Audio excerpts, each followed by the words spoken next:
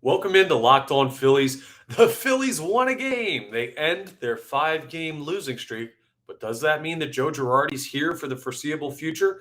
We'll have all of that in today's Locked On Phillies.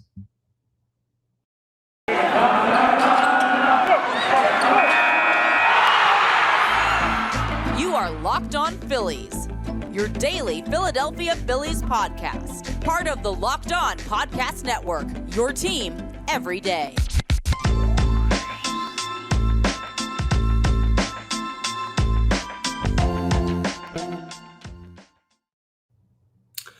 Welcome into Locked On Phillies. I'm your host, Connor Thomas. Been talking Phillies baseball for years over on 97.5 The Fanatic. I haven't reminded you guys in a little bit. Used to play the game a little bit at the collegiate level, a little bit of semi-pro ball after school. So I have a general idea of what I'm talking about. Then I'm happy to be your host of Locked On Phillies. I want to thank you for making Locked On Phillies your first listen every day. We're free and available wherever you get your podcasts. I'm just warning you, I'm trying a new mic setup. You can see my mic right here to get a little bit closer, get that sound quality better for you. But if it falls over and just collapses in the middle of the show, I apologize in advance to try to stay as still as possible. But let's get into today's episode because we have a bunch of stuff to talk about. The Phils are on an off day.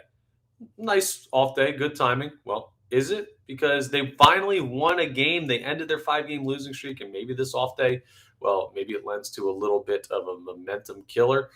Man, this team can't catch a break. But we'll talk about all of that. First, let's recap how the Phillies ended up winning their first game in the last 6 games last night in the series ender against the San Francisco Giants. Let's start by going through the scoring place, as we always do, talking about how the Phillies exactly got to where they were, where they ended up with that win. And a lot of the action, well, it came in a 6th inning that included 9 total runs when you count up the runs for the Giants and the runs for the Philadelphia Phillies. Well, the Phillies actually scored before the 6th inning. The 3rd inning, Rhys Hoskins had a single to center field scoring Bryson Stott, moving up Kyle Schwarber. Schwarber eventually did not score, but Phils get out to a 1-0 lead. I'll tell you what, you can say a lot about this team's faults. They score first a lot. If they start figuring stuff out in the back end, that's a good sign. But anyway, they score 1 run in the 3rd, and then in the bottom of the 4th, Nick Maton, who got the call up because of Gene Segura's broken finger, which is going to cost him, we found out, unfortunately, about 3 months worth of time it could cost him. That's a big blow, and Nick Maton probably is not a long-term answer at that position. But he was a great answer yesterday. He reached on a bunt single that scored Odubel Herrera. Johan Camargo moved up to second. And just like that, 2-0 Philadelphia Phillies. It would not be Nick Maton's biggest RBI on the day, though. Well, in the top of the 6th, the Giants, they made it, I don't even want to say interesting. They made it uninteresting. It looked like the Phillies were dead in the water after this one. Aaron Nola still pitching in the 6th inning near the end of his rope, and he just absolutely collapses. Nola is so much worse this late into games, 6th, 7th, 8th, 9th innings. He just gets crushed, and it's something that I'm sure weighs on him. I don't know what the answer is. I guess you got to go to the bullpen sooner, but with the bullpen as rough as it has been, I don't know how you can go to the bullpen in favor of Aaron Nola, or rather than Aaron Nola, I should say. So Joe Girardi offers to give him the 6th inning, and, well, he gives up 5 quick runs. A Vossler double to deep right, scores Walton. Tommy La Stella singles to left, scoring Vossler. Wilmer Flores homers to left, scoring La Stella, scoring Mike Yastrzemski. And just like that, it's 5-2 Giants. And you're like, here we go again. The Philadelphia Phillies implode after a nice 2-0 lead, all in 1 inning. Great. Well, lucky for the Phillies, that's all that the Giants would score, is those 5 runs in that frame. But they'd still need to score to go ahead and make this one interesting. This is where Nick Maton comes in, off of Garcia, who comes in pitching for the San Francisco Giants in relief for Rodon, who started, who we talked about in yesterday's episode. Nick Maton, homer to right field, 348-foot bomb, a 2-run homer, scoring Odubel Herrera, scoring, of course, himself. It's the 2nd and 3rd homers. RBIs on the year for Nick Maton, who was getting his first action in a Phillies uniform. Did get a call-up last year, of course, and had some moments there. And then Kyle Schwarber hit a 2-run homer in the same inning. Homer's to right center. He scored Bryson Stott. Stott's 2nd run of the game. Kyle Schwarber's 1st and 2nd RBIs. And just like that, the Phillies are up 6-5. It was beautiful. And then what the Phillies do? Well, in the final couple of innings, the 7th, the 8th, the 9th, they all go scoreless for the San Francisco Giants. We'll talk about the bullpen a little bit because it was a better performance from the bullpen.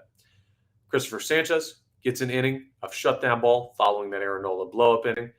Brad Hand, an inning of shutdown ball. No hits given up, no runs, no earned runs, no walks. Corey Knebel gets an inning of shutdown ball in the save. No hits, no runs, no earned runs, no walks. The bullpen combined for 3 innings of no hits, no runs, no earned runs, no walks, 3 combined strikeouts on what was, let me do some quick math here, 28 plus 9, 37 pitches in those 3 innings. It was a great outing from the bullpen. It's beautiful. If you get outings like that, the Phillies are going to win ball games. It's that simple. But that hasn't been consistent lately. Hey, let's just be thankful that we got it in that game. Now, it doesn't exactly put the Phillies in a great spot. They still lost 2 of 3 in the series. They still lost the series. They haven't won a series since what? The 4-game sweep of the Colorado Rock? No, the West Coast trip against the Los Angeles Dodgers. That 4-game series, they won 3 of the 4 and almost swept the Dodgers in LA, is the last time this Phillies team has won a series. They still need to win one. And eventually the schedule will get easier, but we'll talk about in the next segment a little bit about the upcoming series with the Los Angeles Angels. That doesn't make it much easier. The Angels are a very good baseball team this year with possibly the American League MVP if the season ended today in Mike Trout. So you have to deal with that. And it's another home series. The Phillies don't play as well as home. Either way, it's a good win by the Phillies. Let's just run through a little bit of the stats as far as the lineup was concerned. Kyle Schwarber with 2 hits in his 4 at-bats, 2 RBIs coming off of that home run. JT Realmuto was 1 for 4. Rhys Hoskins 1 for 4. Odubel Herrera was 2 for 3. He had a nice day at the dish. Nick Maton 2 for 4 with 3 RBIs. The big part of that one, and Bryson Stott went 2 for 4, which was nice for him. Nick Maton batting 500 on the year. That'll help out the average a little bit, but he's an interesting case. Nick Maton said it about him last year after he came up and we saw what he did, where he had some heroics. I believe it was against the Toronto Blue Jays where he had a big day with his home run, bunch of RBIs. Here's the issue. Nick Maton's good for a call-up, and Ricky Pitalico was in with us on the morning show today, and he talked about on the morning show over on 97.5 The Fanatic, I should say, the John Kincaid show. And he talked about an adrenaline performance out of the Phillies and especially out of Nick Maton, who got the call-up. Well, we saw this last year, and then he dropped back off. Maybe he'll be better because it's his 2nd year up in the majors. But it just felt like a call-up. Kid catches fire. The adrenaline's pumping. He's good in those situations. And I can't count on him yet long-term. And it sounds like you're going to have to because you have a weird position at second base. But the other thing, and no news on Joe Girardi so far on this off day. We have heard nothing about him being fired, any other whispers of anything. And it seems like, well, this win might have saved Joe Girardi's job. If they get swept, a lot of people felt like he was out as manager. Man, a 1-run victory might have been the difference between Girardi being in the unemployment line and the Phillies looking for a new manager. But as it currently stands, no news. So the Phillies are with Joe Girardi for, I guess, the near future. I don't know what that means. If they get swept by the Angels, is he gone? Your guess is as good as mine at this point, but the organization seems a little bit more reluctant than myself to make a move. And I guess we'll just leave it at that because that's all we have to cling on to. But Joe Girardi's job for the time being is safe. The Phillies and a 5-game losing streak. And hey, if they get hot, it's not totally out of the question. They can make something out of this, and they're not dead in the water yet. I hit the panic button on them because I just saw the new Top Gun today. It's awesome. The Phillies are in the danger zone, just like Kenny Loggins sang for that original film. But they're not dead yet. So we'll have to go ahead and keep an eye on how they do over the next week or so and see how that affects Joe Girardi's job position. But right now, no news. All there is a nice Phillies win. And we move on to a series against the Angels. And that's where we'll move on in this episode. Next, we'll preview the Phillies series with the Los Angeles Angels. They missed one of the big arms that I kind of hoped they would see, so I'd get a chance to watch him pitch. But Trout will be there. Talented team will be there. We'll break it all down next on Locked On Phillies. All right, I want to talk a little jewelry If that sounds weird to you out there, you're probably a guy like me who doesn't exactly know what you're shopping for. But whether you're ready to pop the question or you're celebrating a milestone moment, you can find jewelry as unique as her with the modern convenience of online shopping at BlueNile.com. You can build the engagement ring of her dreams, and you have online tools on Blue Nile that makes it really simple. I'm an idiot, and even I can figure it out. It's very simple, and Blue Nile's bench jewelers will then handcraft her perfect engagement ring after you go through all of that, and the website helps you set everything up. Each ring is one of a kind. She's going to love it if you're ready to pop that big question. Or you can celebrate life special moments with just fine everyday jewelry. It doesn't have to be a special engagement ring. It can just be fine jewelry that's easy to find, easy to pick out. There's so many options, and there's expert on hand at Blue Nile 24/7. They're available via phone or chat on the website. And they can help you find a memorable gift at every budget. So make your moment sparkle with jewelry from BlueNile.com. And the best part, Locked On Phillies listeners, well, you get $50 off purchases of $500 or more. This podcast exclusive includes engagements. So you can get, even just $50 off that ring. That can be a big help. You don't get that discount everywhere. So use code Locked On. That's code Locked On.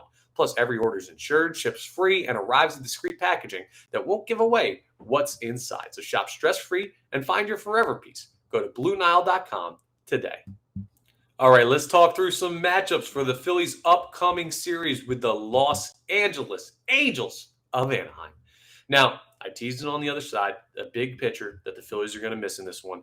Shohei Ohtani, not scheduled to pitch for the Angels. He just pitched in New York in this past series for the Angels, so they will not see him on the mound, which kind of sucks for me, who has the media pass, who can get down there and sit in the press box, or you can get cheap tickets right now because the Phillies have stunk it up recently, and the organization is trying to move tickets, running a whole bunch of campaigns around the greater Philadelphia area, trying to sell tickets, giving out deals. Well, no Ohtani, so that's unfortunate, but you will get to see Mike Trout, local kid, arguably the best player in this generation of baseball. Not just this year, this generation of baseball. He'll be here. He'll be playing. Makes the Phillies' road a little bit tougher, but hey, that's what you get when you go to the ballpark. And if you're not high on the Phillies right now, well, maybe you're high on good baseball, which you'll see from the Angels and possibly the Phillies in this series. So the first game is going to be tomorrow, Friday, June 3rd, 7:05 p.m. Zach Eflin toes the rubber against Chase Silseth. Silseth, let me just tell you a little bit about what he's doing so far this year. Pull up his stats and take a peek. Right now, he's looking at a 1-1 win-loss ratio with a 3-0 win-loss record with a 3.07 ERA. He's got 10 Ks, a 1.3 whip. He hasn't made many starts. He's a younger guy. He's only 22 years old. So this is a guy that the Phillies can absolutely take advantage when they look at Chase Silseth to start this series. Next Saturday's game, another 7 o'clock start. You're going to have Zach Wheeler against Michael Lorenzen. Zach Wheeler has the opportunity to get this one squared away as well because Michael Lorenzen, well, normally a relief pitcher. He's got a 3.19 ERA with 31 Ks and a 1.06 whip. So he's by trade a relief pitcher, but got some opportunities to look at some starts. And you look at it, well, you could take advantage of Michael Lorenzen as well. He's a solid pitcher. He's a 30-year-old veteran right-hander. Righties are better against the Phillies than lefties are because of the plethora of strong right-handed bats the Phillies boast. Well, maybe not anymore with Gene Segura going out. They may actually now, with Nick Maton coming up, with Bryson Stott getting more time, be better against right-handed pitchers going forward. But we'll see what they can do.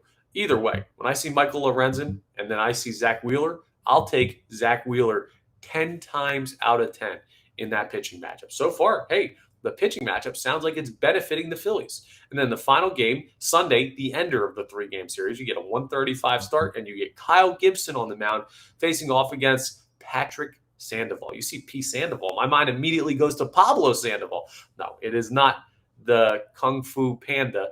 It is Patrick Sandoval, who's a 3-1 record on the year with a 2.7 ERA. A solid start to the year for Patrick Sandoval. 42 Ks and a 1.27 whip. He's no slouch. A lefty, a 25-year-old who's coming into his own this year as a starter at the major league level, has been a big part of the Angels' early success this season. That's going to be a tough one. And if there's a game I see the Phillies certainly dropping, I'd give the edge on that last game. That's what I would bet. But man, despite seeing a good team in the Angels, and we'll just take a look at where they're at right now as far as the standings, but despite seeing a good team in the Angels, the Phillies look like they have the advantage in a couple of these matchups. So could it be the start of the stretch where the Phillies finally get good? They see Milwaukee after this, then the Diamondbacks were not that good. Listen, maybe, just maybe, the Phillies schedule gets a little bit easier. They end up getting hot. It's a great opportunity for the Phillies, especially because they don't have to face Shohei Ohtani, well, at least on the mound. They'll still have to see him in the field. They'll still have to worry about that big, powerful bat that he has. But when you see the Angels, who are in second place in the AL West out there, just trailing the Houston Astros by 6 games, but they've got a 27-24 record, 3 games over 500, much better than where the Phillies sit. You have an opportunity there. So that's what the Phillies have coming up against the Angels. I don't really know how worried we should be about the Angels lineup. I'm just going to go ahead and look at some of the stats they have here. They're a talented team, but the Phillies have some good pitchers going. I like Eflin and what he's done recently. Not so much this year, but just his past couple starts, he's been pretty good. Outside of Mike Trout, so you've got going through some batting average leaders, and Mike Trout basically leads the team in everything. And if he doesn't lead it, Shohei Ohtani leads it. Taylor Ward, who's playing right field for them, is batting .344 in 125 at-bats. That's pretty darn good.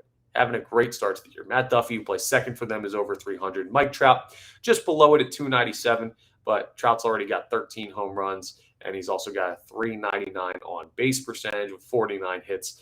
All of those lead the team.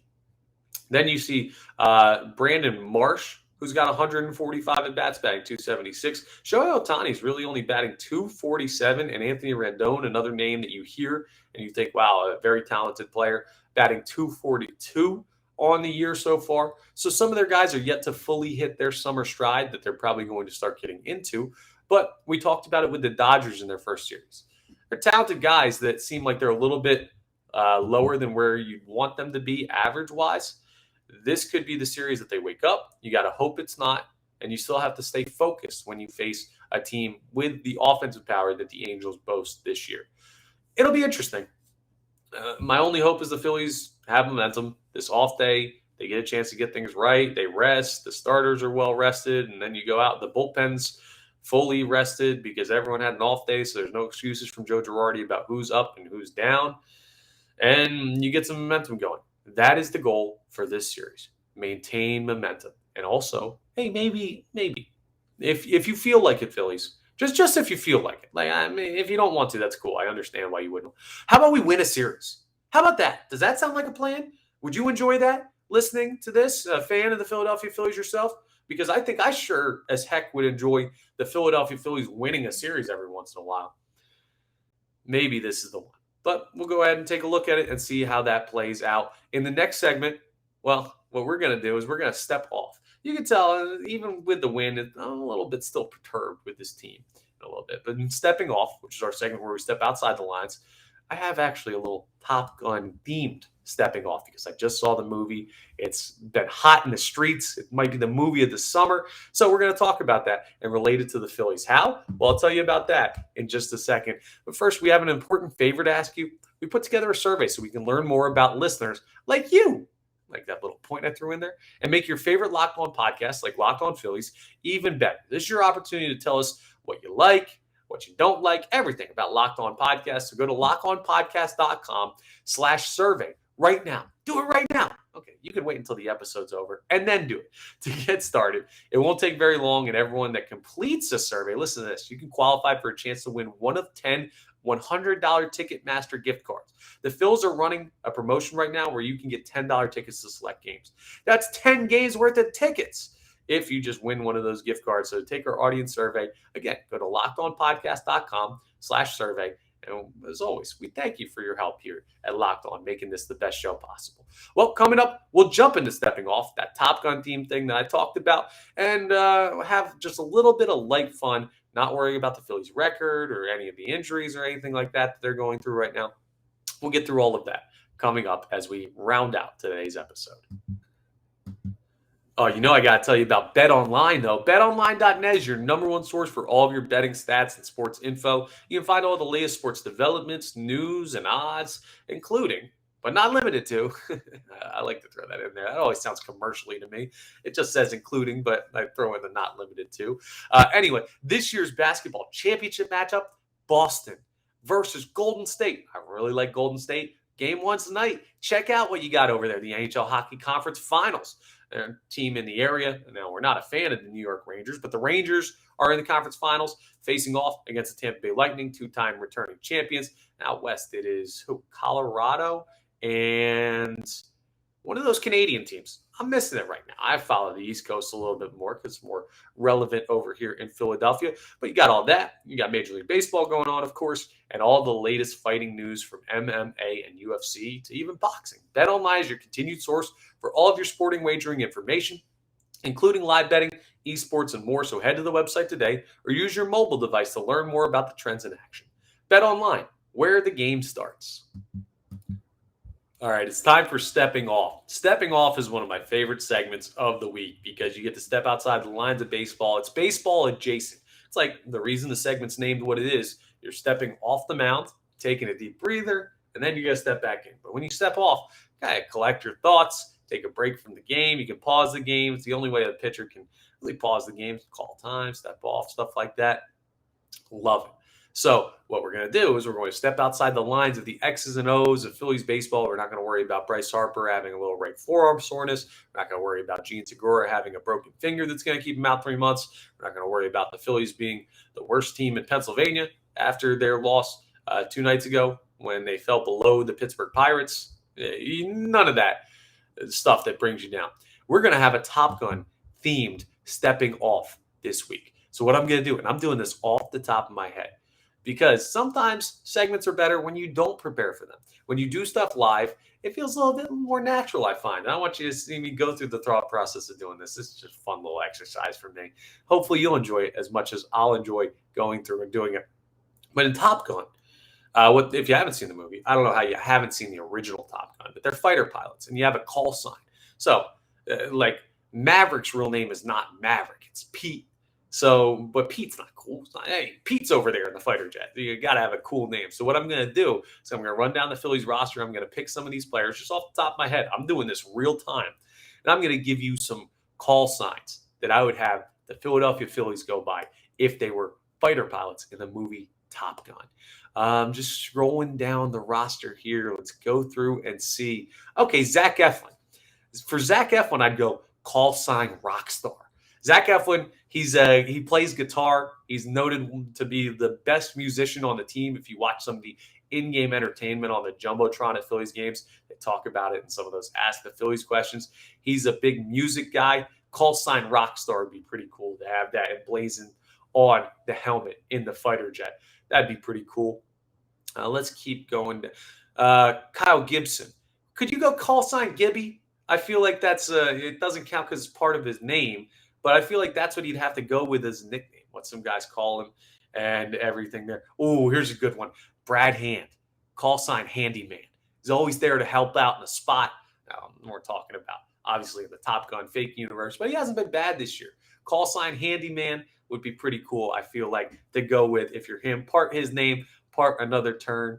Corey Knable's a good one. A lot of people mispronounce his name as Knievel, because they see it like that, kind of like Evil Knievel. Even though he doesn't pronounce it that way, you could go call sign Evil to play on the Evil Knievel, call sign Daredevil, because Evil Knievel was a daredevil, something like that. Even though it's not how his name's pronounced, a lot of people like to say it that way because of that there. That's just the pitchers. Let's go down to, all right. JT Realmuto, could he go call sign BCIB? I don't know anymore. A couple of years ago, probably he's had a little bit of a down year, and his power numbers aren't quite where they want it to be. And that would probably be his if you did that. I don't want to be mean with any of these, but when I see Alec Boehm, I want to go call sign fumbles, something like that. See, a lot of these, and I was reading a couple articles about the Top Gun pilots, is just an aside, that the naval call signs are more jokes about funny things that have happened. So they're not like the cool names like the Air Force gets, the naval pilots, the naval fighter pilots like you see in Top Gun have the funnier ones. So call sign fumbles, maybe that would work. But that's what I think of when I look at Alec Boehm, even though he's been better defensively. Ooh, Nick Maton. This would be a good one. Call sign, call up. Every time he gets called up, he just has a hot stretch. And then he cools off. I had a theory that what they should do with Nick Maton is just call him up and send him down every other day. Now, I know you can't do that with roster moves and everything like that. But if they had a way that they could send him up one game, send him down to AAA, call him up so that every game is a call-up game for him and he just hits go-ahead home runs all the time, that'd be great. But go ahead and do that. That would be great. The call sign call-up would be pretty cool. Nick Castellanos, I got to come up with a good one for him. Of course, Memorial Day over the weekend. I don't know that we talked about him ruining his Memorial Day announcement by hitting a home run. Now, I enjoyed it because I like the Phillies at home runs. Here's a good one. Nick Castellanos, call sign bad timing. Bad timing's kind of got that mean, sinister thought about it where it's like that guy is a bad dude. Call sign bad timing for Nick Castellanos would be a good one. And Bryce Harper, and call sign MV3. Everyone knows what that means. That's just a couple things off the top of my head. Hopefully enjoyed that fun little. Get at me in the comments on YouTube or tweet at me some call signs for Phillies players. You can even go in the past, like Chase Utley, call sign Cashmere after his walk-up song. Of course, Cashmere being well noted as his. Let me know if you got any good ideas. I just like to do fun, off-the-wall stuff like that when we do stepping off, just to get us outside of the monotony of everyday Phillies baseball, which has certainly been monotonous this year. But hey, maybe they're taking a turn. Tomorrow, we'll talk about, we'll preview Game 1 against the Angels in more depth. We'll look at the lineup. We'll look at if Bryce Harper's back from his right forearm soreness. And we'll keep an eye on Girardi, watch to see if he continues to have a job. But it looks like at this point, his job is safe for the time being. All of that will be in tomorrow's Locked On Phillies, but today's episode is done. I want to thank you one more time for making Locked On Phillies your first listen every day. Now make your second listen Locked On MLB. Paul Francis Sullivan, call sign Sully. That's what he likes to go by. He knows baseball inside and out. He covers the entirety of Major League Baseball with great crossovers and interviews from our other hosts who cover teams specifically. It's awesome, and it's available wherever you get your podcast. So check out Locked On MLB and make that your second listen. That's all I've got. Thank you for everyone who rates, reviews, subscribes. Please, if you have not, jump in and do that. Follow us on Twitter at the accounts. You can see mine right down there at LO_Phillies is the main account. All of that helps us put together a better show and really appreciate it. That's all I've got for you today, and I will talk to you all tomorrow.